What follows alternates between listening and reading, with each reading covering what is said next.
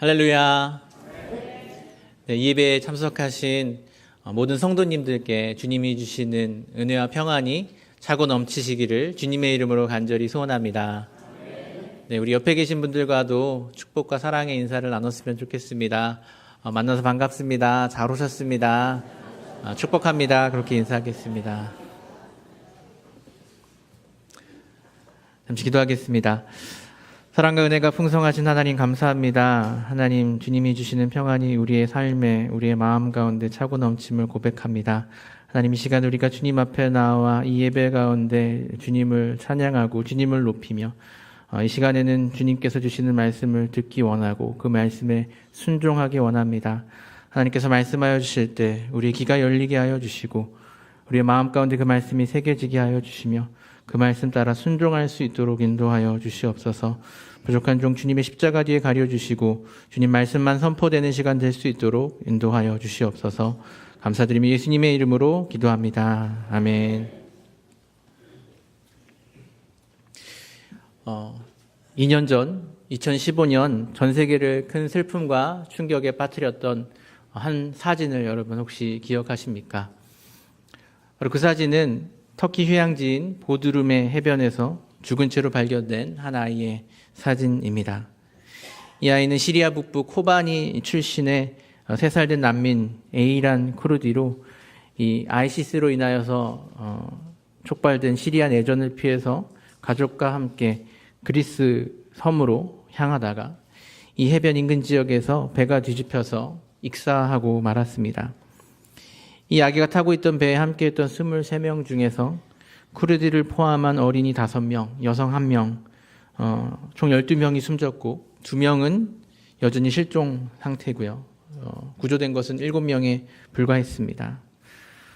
당시 전 세계 예술가들은 이 사진을 패러디하면서 이 아이의 죽음을 애도했는데 그 중에 하나는 바로 다음과 같은 사진이었습니다. 이 사진에서 이 쿠르디라는 아이가 이 EU, 유럽연합의 회의장 한가운데 놓여 있는 것을 볼 수 있습니다. 그리고 이 사진에 붙어 있는 제목은 Do you see it now? 이제 좀 보이나요? 였습니다. 사실 이 아이의 죽음은 전쟁과 핍박을 피해 자신이 살던 곳을 버리고 도망쳐 나온 끔찍한 시리아 난민들의 실상의 극히 일부분일 뿐입니다. 현재까지 6년 가까이 지속된 이 시리아 내전을 통해서 현재까지 적어도 25만 명 정도의 사망자가 발생했고요. 그 중에서 2만 명 정도는 아동으로 추정되고 있습니다. 시리아 내전을 통해서 지금까지 약 1,000만 명 정도가 난민이 되었고 1,350만 명 정도가 인도적인 지원을 필요로 하고 있고요. 이들 중에서 절반은 어린이라고 합니다. 하지만 우리가 이 충격적인 사진을 보기 전까지 우리들은 또 세계는 그들을 보고 있지 못했습니다. 세계는 그 많은 어려움을 겪고 있는 이 나라에 대해서 무관심했고 그 나라에서 발생하는 난민들을 그냥 골칫거리 정도로만 여겼습니다. 그들을 제대로 보고 있지 못했던 것이었습니다. 2년이 지난 후 현재는 상황이 어떠합니까? 여전히 시리아 내전은 끝나지 않고 진행 중입니다. 쿠르디 이후에도 수많은 시리아의 어린이들이 죽어갔습니다. 우리는 그들에 대한 뉴스가 뉴스 1면에 나오면 잠깐 동안 그들에게 관심을 갖지만 몇 날이 못 되어서 다시 그것들을 잊어버리고 말았습니다. 그들은 여전히 그곳에 존재하지만 우리는 그들을 보지 못하는 것입니다. 시리아 난민들 뿐이겠습니까? 오늘 남미에서는 많은 사람들이 공권력마저 굴복시킨 갱들의 위협 속에서 목숨을 내놓고 살아가고 있습니다. 아프리카와 아시아에서도 많은 이들이 가난과 질병과 전쟁과 테러와 학살 속에서 생명의 위험을 받고 있습니다. 그들 중 많은 사람들은 오늘도 고통받고 죽어가고 있고 또 몇몇은 그들의 고향을 떠나서 도망쳐 나오고 있습니다. 그들 중에는 쿠르디 또래의 아이들, 그보다 더 어린 아이들도 많이 있습니다. 하지만 우리들의 눈에 이들이 보이지 않습니다. 아니, 눈에는 보일지 몰라도 제대로 보지는 못하고 있습니다. 글자를 모르는 사람들에게 글씨가 아무런 의미가 없는 낙서처럼 보이는 것처럼 우리들에게 그들은 우리에게 큰 의미가 없는 뉴스 또는 그냥 통계의 숫자일 뿐이라는 것입니다. 글씨를 모르는 사람들을 문맹이라고 한다면 그들의 어려움을 모르는 우리는 어떤 의미로 맹인과 같은 사람들입니다. 우리는 그들에게 여전히 맹인인 채로 남아 있는 것입니다. 오늘 우리가 읽은 본문에서도 한 맹인이 등장합니다. 그리고 예수님께서 그 맹인을 고치신 이야기가 나옵니다. 사실 성경에 예수님께서 맹인을 고치신 이야기는 꽤 많이 나오고 있습니다. 실로암 못에 가서 씻으라는 그 얘기나 맹인 바리메오의 이야기 등 우리가 잘 알고 있는 이야기들이 꽤 있습니다. 그런데 오늘 우리가 읽은 말씀에 나오는 예수님께서 맹인을 고치신 이 기적의 이야기는 다른 맹인 치료 기적 이야기와는 전혀 다른 강조점을 가지고 있습니다. 그 사실을 우리는 오늘 본문에 기록되어 있는 이 기적이 일어나고 있는 아주 특별한 방식을 통해서 알 수 있습니다. 이 특별한 방식은 다른 어떤 치유의 기적에도 한 번도 나오지 않았던 것입니다. 그것이 어떠한 방식이었습니까? 그것은 예수님이 이 맹인을 고쳐주실 때 단번에 이 맹인의 눈을 낫게 하여 주신 것이 아니라 두 번에 걸쳐서 그 눈을 뜨게 해주고 계시다는 것입니다. 오늘 본문을 다시 한번 자세히 살펴보기 바랍니다. 예수님이 맹인을 만나셨을 때 예수님은 맹인의 손을 붙잡고 마을 밖으로 맹인을 데리고 나가셨습니다. 예수님은 종종 많은 사람들의 눈을 피해서 한적한 곳에 가셔서 기적들을 행하시곤 했습니다. 예수님은 그곳에서 맹인의 눈에 침을 뱉으셨습니다. 이 역시 예수님께서 맹인이나 또는 청각장애인을 고치실 때 행하셨던 행동입니다. 그리고 난 후에 예수님께서는 이 맹인에게 안수하십니다. 예수님께서는 병자를 고치실 때 종종 안수를 하셨습니다. 예수님께서는 그들에게 다가가서 그들을 만지시고 그들에게 안수하시면서 그들에 대한 예수님의 사랑을 보여주시면서 그들을 고쳐주셨습니다. 여기까지는 예수님께서 다른 병자들을 고치실 때도 종종 행하셨던 그런 치유의 방법입니다. 그런데 바로 이 다음부터 다른 기적에서 전혀 찾아볼 수 없는 이 기적에서만 나타나고 있는 특이한 특별한 점이 나옵니다. 예수님은 먼저 이 맹인에게 무엇이 보이느냐라고 질문하고 계십니다. 예수님은 단 한 번도 자신이 치료하신 병자에게 이런 식으로 질문을 하셨던 적이 없으셨습니다. 너 이제 들리니? 아니면 이제 열이 좀 내리는 것 같으니? 아니면 이제 일어날 수 있을 것 같니? 라는 식으로 예수님께서는 질문을 하신 적이 없었다는 것입니다. 왜냐하면 예수님은 자기가 고쳐주고 있는 이 병자가 완전히 나을 것이라는 것을 확실히 알고 계셨기 때문에, 예수님의 능력에 대해서 잘 알고 계셨기 때문에 굳이 그렇게 물어볼 필요가 없으셨던 것입니다.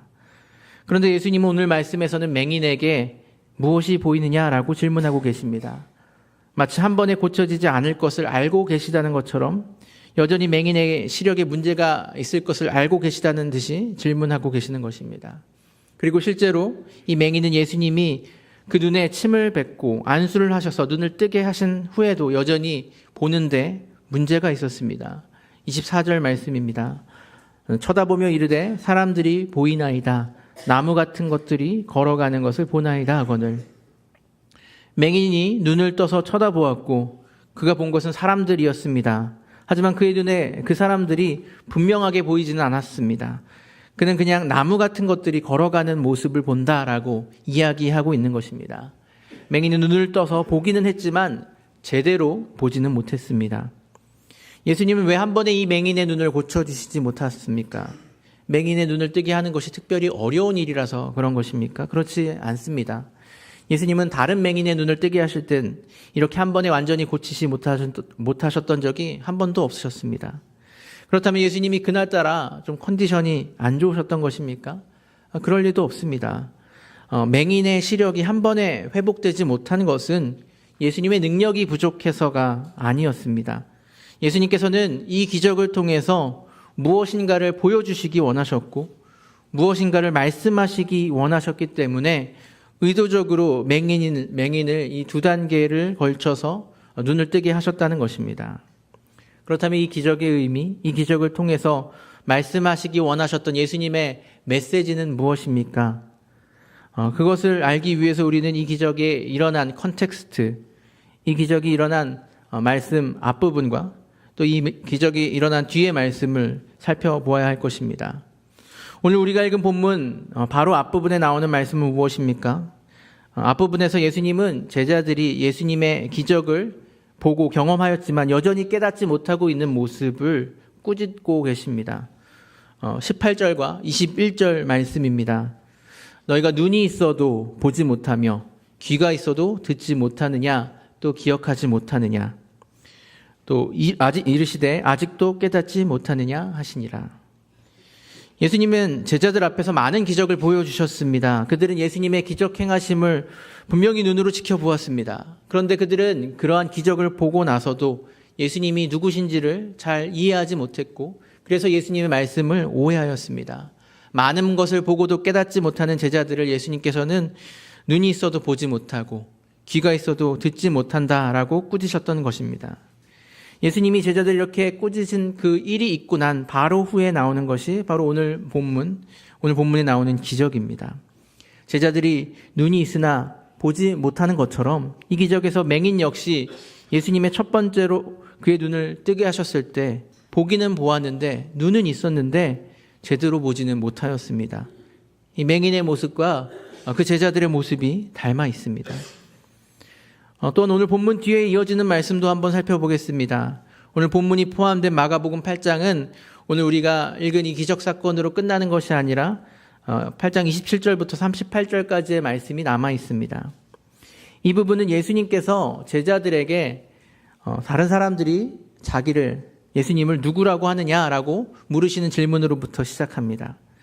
제자들은 그 질문에 대하여서 세상의 다른 사람들이 예수님을 세례 요한, 엘리야, 또 선지자 중에 한 사람이라고 이야기한다고 대답합니다.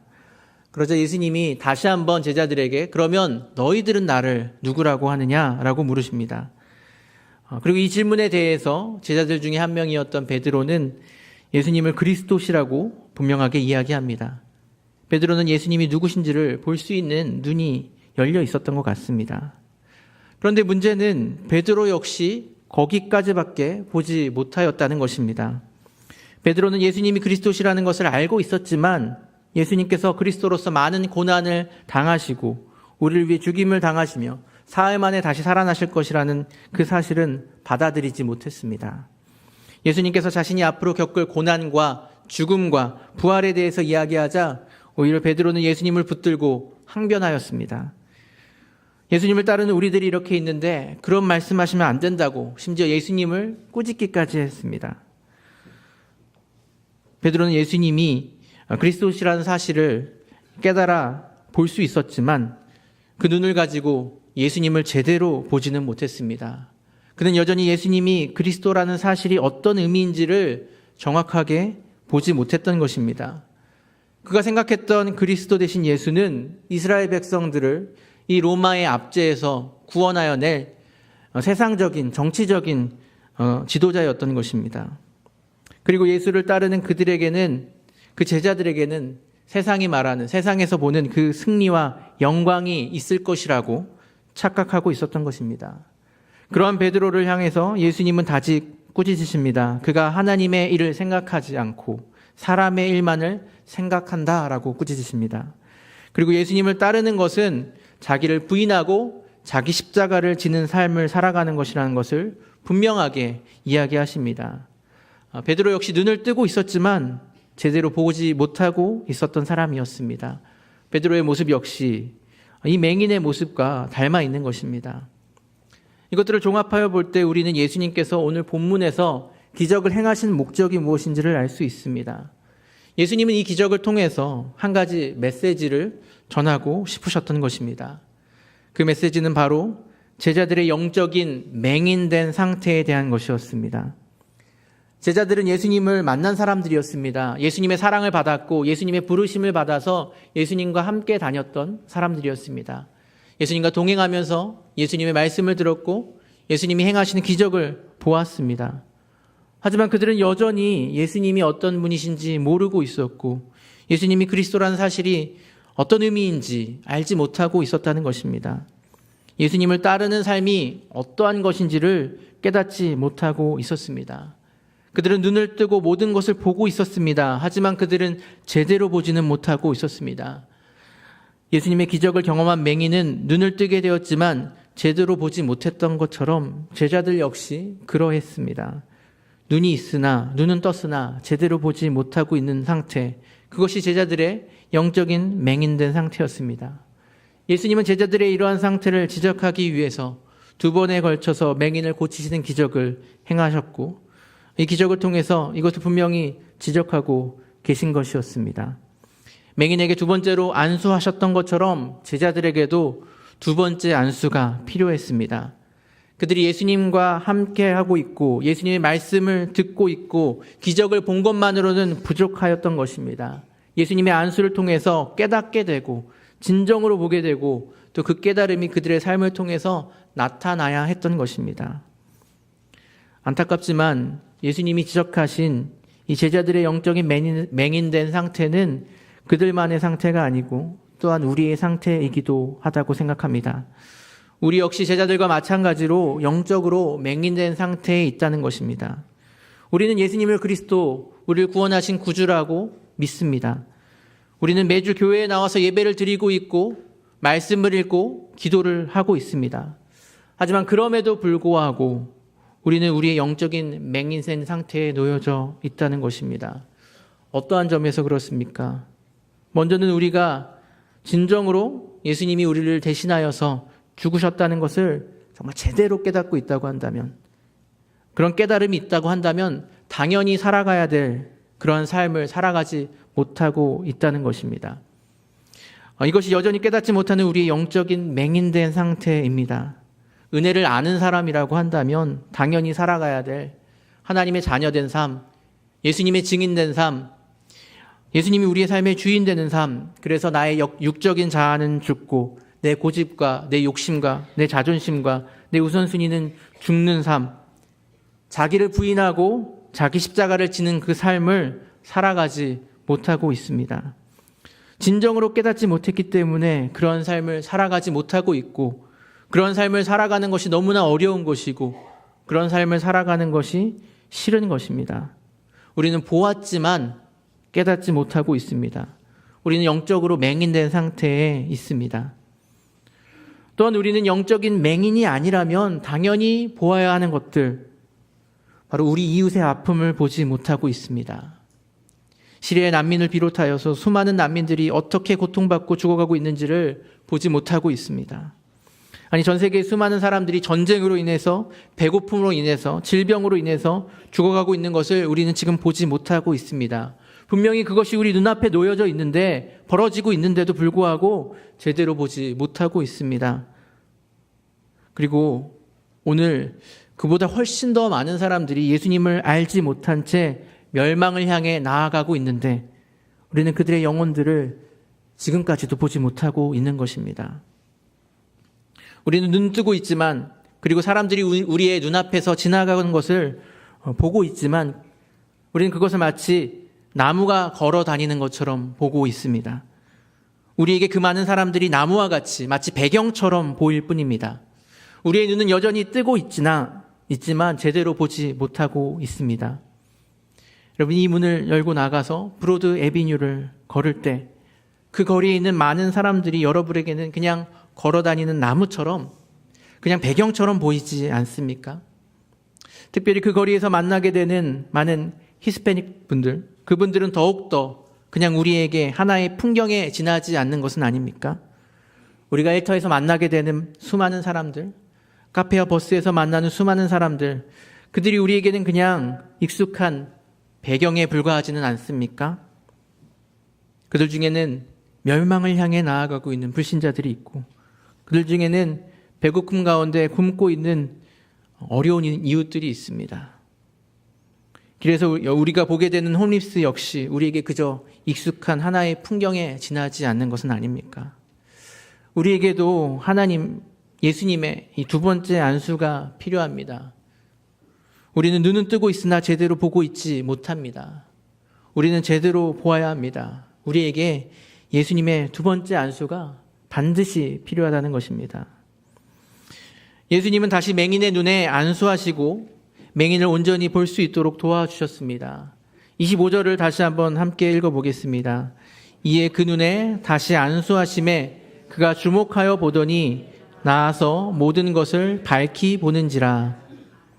이 말씀은 왜 맹인이 보고 있었지만 또 보지 못했는지를 이야기해주고 있습니다. 왜 그 눈에 사람들이 그냥 걸어다니는 나무처럼 보였는지, 그리고 눈에 걸어다니는 나무처럼 사람들이 보였다는 것이 무슨 말인지 이 말씀을 통해서 우리는 알 수 있습니다.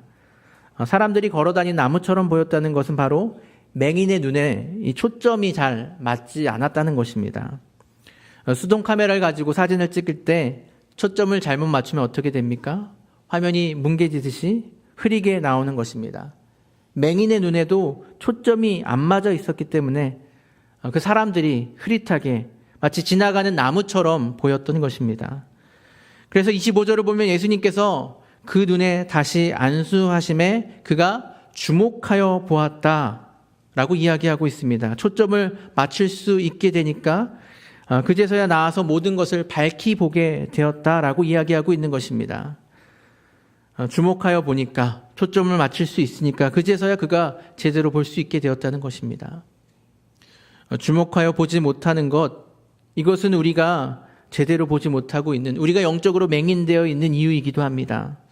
우리가 마땅히 집중해야 될 것, 우리가 초점을 맞춰야 될 것, 우리가 주목해서 보아야 할 것들에 우리가 초점을 맞추지 못하고 있기 때문에 우리에게 그것들이 보이지 않는 것입니다. 하나님 나라에 초점을 맞추지 못하고 있기 때문에 하나님 나라는 흐릿하게만 보입니다. 우리의 이웃들에게 초점을 맞추지 못하고 있기 때문에 우리는 그들의 아픔을 보지 못하는 것입니다. 우리들이 난민을 보지 못했던 이유, 우리 주변의 불신자들을 보지 못했던 이유, 브로드웨이 비뉴와 뉴욕 거리에 있는 수많은 사람들을 보지 못했던 이유가 바로 그것입니다. 그들에게 주목하여 보지 않았기 때문입니다. 그렇다면 우리가 그들을 주목하여 보지 않은 이유, 우리의 포커스가 그들에게 맞춰져 있지 않은 이유, 우리의 포커스가 하나님 나라에 맞춰져 있지 않은 이유는 무엇입니까? 그것은 사실은 우리의 포커스가 다른 곳에 맞춰져 있었기 때문입니다. 우리가 다른 것에 초점을 맞추고 살아가고 있기 때문입니다. 그것에 주목해 보고 있기 때문입니다. 우리의 초점이 하나님 나라가 아니라, 하나님의 일이 아니라 세상의 일에 맞춰져 있었기 때문에 우리는 하나님 나라를 보지 못하는 것입니다. 우리의 초점이 이웃이 아니라, 다른 사람들이 아니라 나 자신에게만 맞춰져 있었기 때문에 우리는 우리의 눈앞에서 죽어가고 있는 수많은 사람들, 우리의 눈앞에서 굶주리고 헐벗고 있는 이들, 우리의 눈앞에서 죽어가는 수많은 영혼들을 보지 못하는 것입니다. 우리가 주목해서 보고 있는 것은 무엇입니까? 나의 가족, 나의 자녀, 나의 건강, 나의 재정, 나의 직장, 나의 사업, 나의 인간관계, 오로지 나 자신의 문제, 그리고 이 세상의 문제뿐입니다. 우리의 시선은 오로지 그곳에만 맞춰져 있습니다. 그래서 우리는 눈은 뜨고 있으나 보지 못하게 됩니다.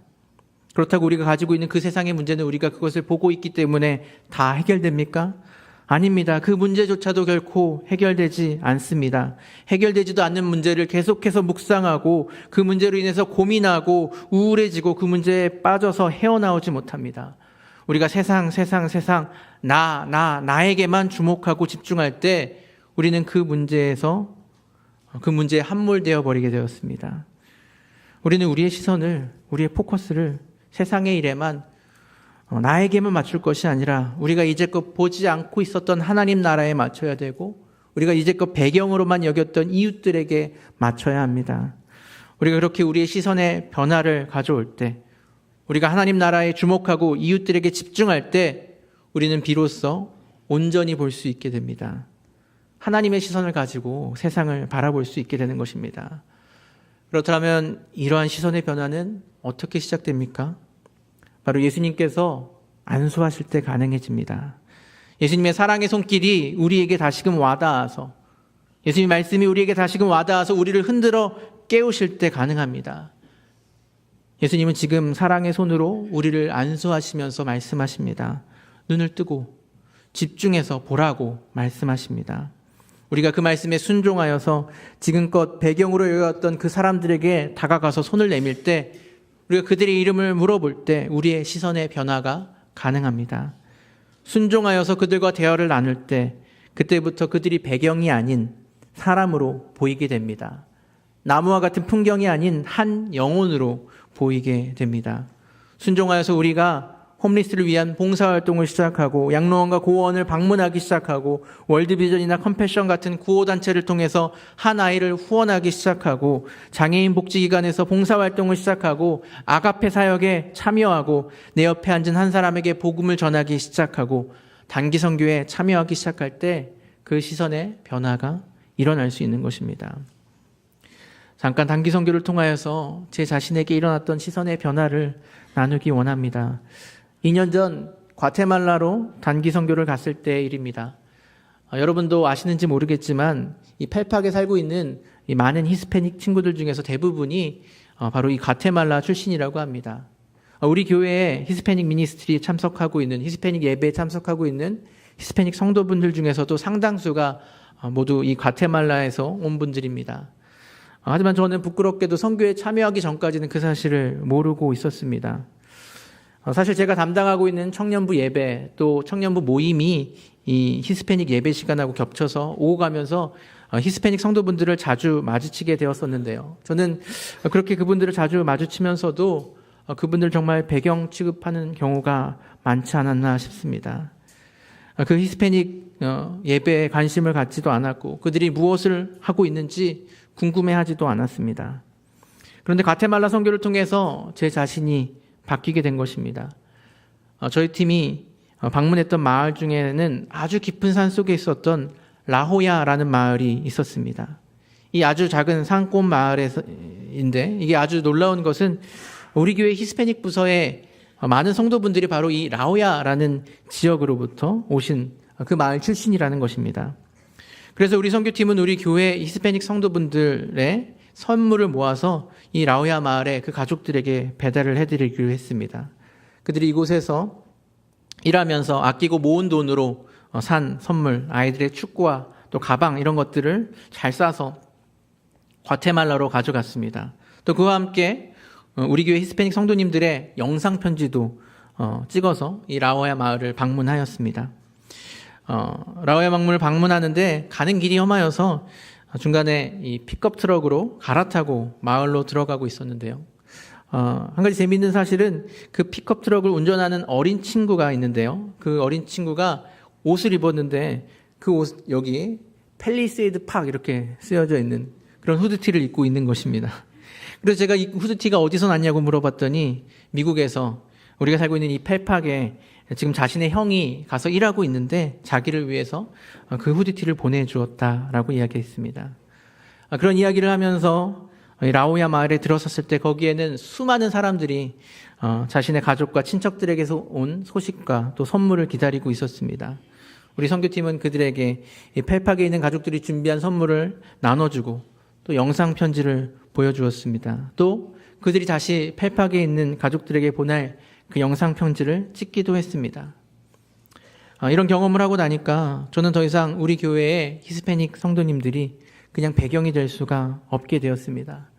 그들은 제가 만난 그 라호야 마을에서 만난 많은 사람들의 가장이었고 사랑하는 아들이었고 보고 싶은 남편이었고 그리운 아버지였습니다.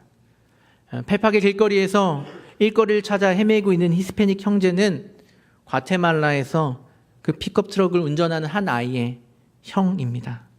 감사하게도 그들을 바라보는 저의 시선이 이 단기 선교를 통해서 그렇게 바뀌게 된 것입니다. 비로소 아주 조금이나마 더 제대로 볼 수 있게 된 것이었습니다. 저는 예수님의 두 번째 안수를 그렇게 받았습니다. 저는 아직도 예수님의 그 두 번째 안수가 더 필요합니다. 아직도 좀 더 제대로 보기 원합니다. 하나님의 시선을 가지고 영적인 눈을 가지고 세상을 또 한 영혼을 제대로 볼 수 있게 되기 원합니다. 그리고 이 자리에 모이신 우리 교회 모든 성도님들 역시 함께 그렇게 보실 수 있게 되기를 원합니다. 우리 자신과 우리 자신의 문제에만 집중하고 그래서 거기에 함몰되는 것이 아니라 하나님의 시선을 가지고 세상을 향해 나아갈 수 있게 되기를 원합니다. 눈을 뜨고 보고 있으면서도 못 보는 맹인이 되지 않고 밝히 볼 수 있게 되기를 원합니다. 제대로 볼 수 있게 되는 저와 여러분 되실 수 있기를 주님의 이름으로 간절히 소원합니다. 사랑과 은혜가 풍성하신 하나님 감사합니다. 이 시간 이 말씀을 통해서 우리 영적인 맹인된 모습을 돌아볼 수 있게 해주심을 감사합니다.